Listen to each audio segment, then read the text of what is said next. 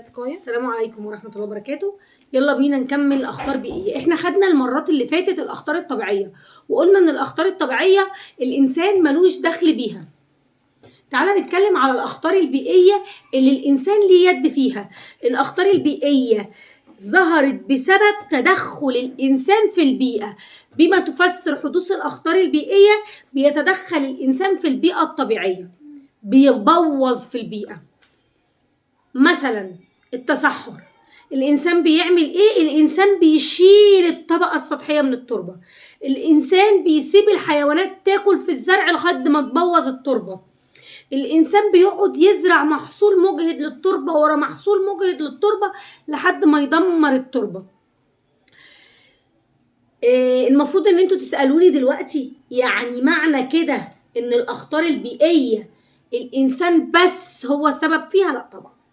أنا قبل كده قلت لك الأخطار البيئية ليها أسباب طبيعية وأسباب بشرية. ليها أسباب طبيعية وأسباب بشرية. أنا عندي التصحر، حرق الغابات، الاحتباس الحراري. الأخطار البيئية تصحر، حرق غابات، احتباس حراري. تعالى ناخد التصحر. التصحر التربة اللي بزرع فيها ما بقتش بتطلع لي زرع. يعني ايه الكلام ده؟ يعني تناقص القدرة الإنتاجية للأرض الزراعية. مريومة، يعني ايه تصحر؟ تناقص القدرة الإنتاجية للأرض الزراعية. قولي لي كده، تناقص القدرة الإنتاجية. القدرة الإنتاجية يعني قدرة إنتاج المحاصيل. تناقص القدرة الإنتاجية للأرض الزراعية. علي، تناقص القدرة الإنتاجية للأرض الزراعية. التصحر بيحصل لأسباب طبيعية والأسباب بشرية. إيه هي الأسباب الطبيعية؟ الأسباب الطبيعية قلة المطر وزحف الرمال. قلة المطر وزحف الرمال. يعني إيه زحف الرمال؟ المية بتتحرك، الرملة بتتحرك، الرياح بتحرك الرملة، تاخدها من الصحراء تحطها على المناطق اللي فيها أراضي زراعية، تبوظ التربة، فتصبح التربة ما بتطلعش محصول.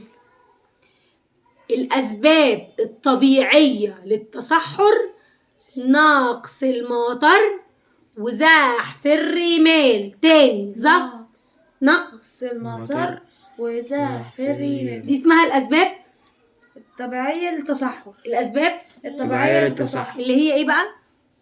نقص المطر وزحف الرمال. الرياح بتنقل الرمال اهو. تعالى نقول الأسباب البشرية. أنا لسه قايله لك الأسباب البشرية.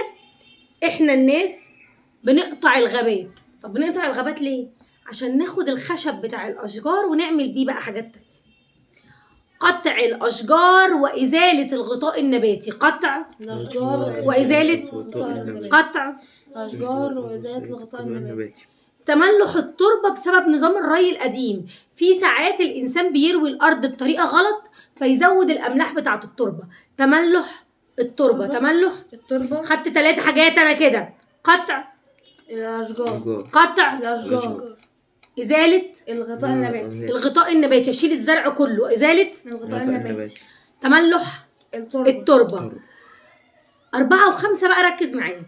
المفروض الناس اللي بترعى الأغنام ما بترعاش في مكان واحد، بتبقى الأراضي متقسمة. أنا برعى في المكان ده يومين، وبعدين أنقل لمكان تالت يومين، ومكان رابع يومين، ومكان خامس يومين، وبعدين أرجع للمكان الأولاني تاني. فكده أنا بسيب التربة تاخد فرصتها إن هي تطلع زرع تاني. لكن في بعض الناس بتعمل حاجة اسمها رعي جائر، تنزل الحيوانات تفضل تاكل في الأرض دي لحد ما تخليها ما فيهاش ولا نقطة زرع. ده بيخلي التربة ما تطلعش محصول تاني، مش محصول، ما تطلعش نبات طبيعي تاني. ده اسمه رعي جائر. اسمه رعي جائر. يبقى الرعي الجائر واحدة من الأسباب اللي بتعمل تصحر. الحاجة الخامسة بقى، الناس الفلاحين اللي بيزرعوا الأرض، المحاصيل بتتقسم نوعين. في محاصيل مجهدة للتربة زي القطن والقمح، وفي محاصيل بتدي للتربة فترة نقاهة كده، التربة ترتاح وفي نفس الوقت بتغذي التربة زي البرسيم.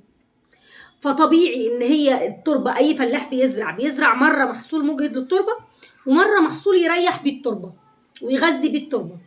في ناس بقى ما بتعملش كده، بتفضل تزرع محاصيل مجهده للتربه، محاصيل مجهده للتربه، سنه ورا الثانيه ورا الثالثه التربه يحصل فيها ايه؟ تبوظ. الله ينور عليك. تبوظ دي يعني يحصل فيها حاجه اسمها تصحر. يحصل حاجه اسمها تصحر. يبقى انا خدت 5 حاجات هتقوليهم على فكره لوحدك. ال5 حاجات دول: اسباب التصحر، قطع الاشجار، ازاله الغطاء النباتي، تملح التربه، رعي جائر، الاستغلال المفرط للتربه، او ممكن نقولها اجهاد التربه. اجهاد التربه. طب 5 حاجات هقولهم انا مره تانية عشان انا شاطره فهقولهم لوحدي. قطع الاشجار، ازاله الغطاء النباتي، تملح التربه، رعي جائر، واجهاد التربه. مين يقول؟ كده احنا خلصنا التصحر. تعالى خش على حرق الغابات. تعالى اقول لك الغابات مهمه ولا مش مهمه؟ جدا. ليه؟ انا قلت مهمه وانت قلت لي جدا، وانا بحب كده الحوار ده عشان ما تدينا اكسجين كتير الزرع بيدينا اكسجين. ايوه الزرع بيحافظ على التربه والغطاء النباتي يعني اللي انتوا قلتوا لي معلومه واحده، ان الاشجار دي بتمص ثاني اكسيد الكربون وبتدينا اكسجين، يعني بتعمل اعاده توازن البيئه كده، في اعاده توازن الغلاف الجوي، بتمص ثاني اكسيد الكربون. زود حاجه تانية كمان، ان الغابات مصدر مهم جدا للاشجار. يبقى انا عندي اهميه الغابات ان هي بتمص ثاني اكسيد الكربون، بتقلل نسبته في الجو، وبتديني اخشاب.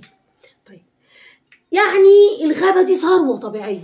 ايوه ثروه طبيعيه، جزء من التوازن البيئي، او بتحافظ على التوازن البيئي. ايوه بتحافظ على التوازن البيئي. وخلي بالك كمان في حيوانات بتعيش في الغابات، لو انا قطعت الغابات الحيوانات دي تنقرض. تمام.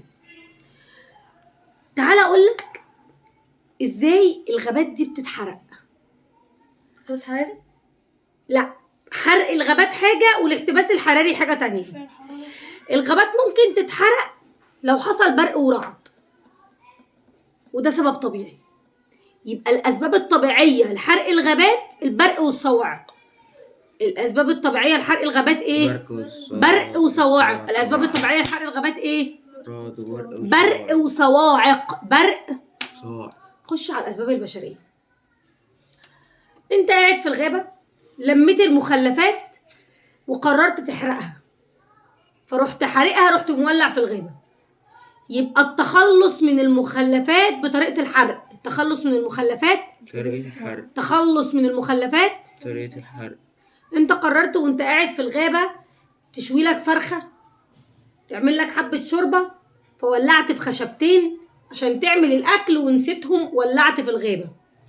يبقى الطهي دون اخذ الاحتياطات الضروريه. الطهي دون اخذ الاحتياطات الضروريه. الطهي دون اخذ الاحتياطات الضروريه. حلو الكلام. يبقى الاسباب البشريه 2 والطبيعيه 1. اسباب حرق الغابات، اسباب حرق الغابات. اسباب حرق الغابات. برق وصواعق. برق وصواعق. برق وصواعق. تخلص من المخلفات بالحرق، والطهي دون الاحتياط. والطهي دون الاحتياط.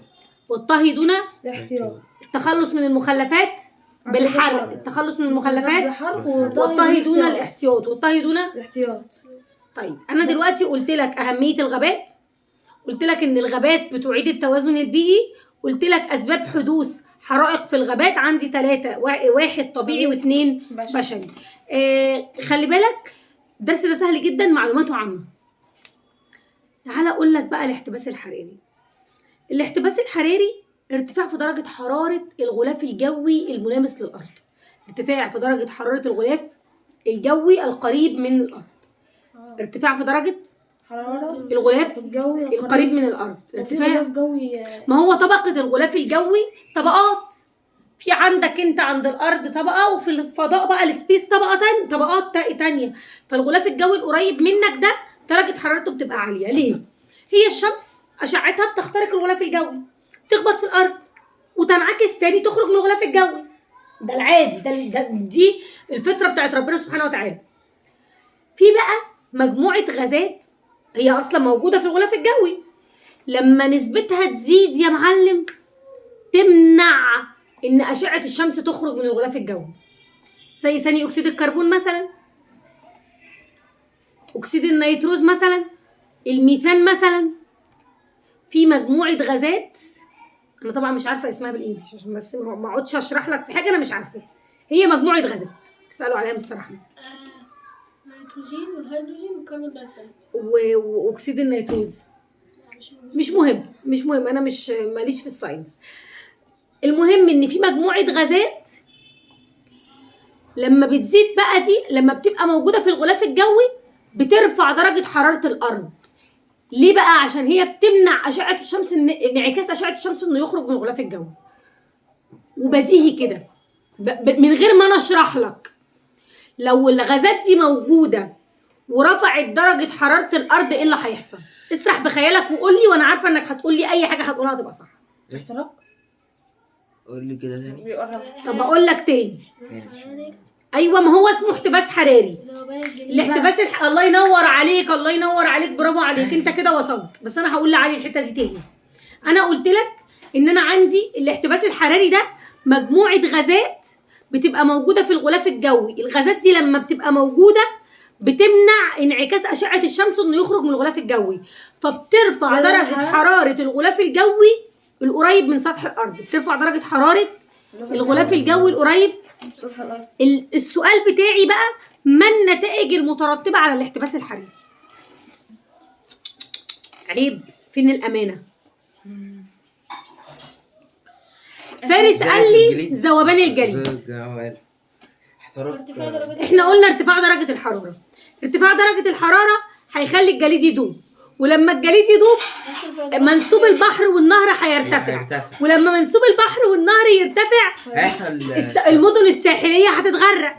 هيحصل فيضان. لما درجه الحراره ترتفع، مش الحراره هي اهم عنصر من عناصر المناخ؟ ايوه، يبقى باقي عناصر المناخ هيحصل فيها تغيير في باقي عناصر المناخ. خد المفاجاه. ايوه، في بكتيريا وفيروسات بتحب تنشط وتتكاثر مع ارتفاع درجة الحرارة، فهتنتشر الأمراض، زي مرض الملاريا. في محاصيل صيفية محاصيل شتوية هتنخفض جودتها مع ارتفاع درجة الحرارة. هي هتتزرع صحيح، لكن عمرها ما تتزرع وتطلع كويسة زي ما يبقى في شتاء، يبقى انخفاض جودة المحاصيل الشتوية. خد عندك كمان التربة اللي كانت بتتروى مثلا مرة واحدة في اليوم، لما حرارة الأرض تبقى عالية هتحتاج تتروى مرة واتنين، يبقى زيادة الحاجة لمياه الري. 8 حاجات، 8 نتائج للاحتباس الحراري. 8 نتائج. 8 نتائج. تيجي نقولهم تاني. الاحتباس الحراري معناه ارتفاع درجة حرارة الأرض. جهود الحكومة عشان تقلل الاحتباس الحراري، هرشد استهلاك الطاقة وادور على مصادر طاقة ما بتلوثش البيئة. يبقى ترشيد استهلاك الطاقة والبحث عن مصادر طاقة جديدة نظيفة. هوقف إزالة الغابات واتحكم في حرق الغابات. هدير المخلفات بطريقة علمية. يعني ايه ادير المخلفات بطريقة علمية؟ يعني ادور على طريقة اتخلص بيها من المخلفات من غير ما الوث البيئة. طب ولو لقيت حد بيستخدم مصادر طاقة او بيعمل حاجة تطلع ملوثات، افرض عليه ضرائب اضافية، اللي هو دفعه غرامة، اعرضه للسجن والغرامة. اسمها ايه بقى؟ زيادة فرض الضرائب على من يستخدم الطاقة اللي بتزود الانبعاث الحراري. زيادة فرض على من يستخدم الطاقة اللي بتزود الانبعاث الحراري. أعيد لك تاني الحتة دي. الاحتباس الحراري ارتفاع في درجة حرارة الغلاف الجوي القريب من سطح الأرض. الاحتباس الحراري بيحصل بسبب النشاط البشري في الصناعة واستخدام مصادر الطاقة، قطع الغابات وإزالتها وحرق الغابات. عشان انا قلت ال3 دول هقول 5 6 حاجات الدولة تحاول تمنع بيهم ال3 دول. اول حاجة كانت نشاط الانسان الصناعي، هعالجه بطريقتين. هحاول ما استخدمش مصادر طاقة كتير، وادور على مصادر طاقة تكون نظيفة. رقم 2 قطع الغابات وازالتها، هوقف ازالة الغابات. رقم 3 حرق الغابات، هتحكم في حرق الغابات. بالنسبة للمخلفات هدير المخلفات بشكل علمي، وهفرض ضرائب على من يستخدم مصادر الطاقة اللي بتؤدي لتلوث الهواء او الاحتباس الحراري.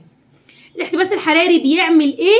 الاحتباس الحراري بيرفع درجة حرارة الارض، يدوب الجليد، يزود منسوب البحر، يغرق السواحل، يغير عناصر المناخ، يزود الامراض، يقلل جودة المحاصيل الشتوية، ويزود الحاجة لمية الري. خلصنا درسنا، يا رب تكونوا استفدتوا. متنسوش اللايك والشير والسبسكرايب. السلام عليكم.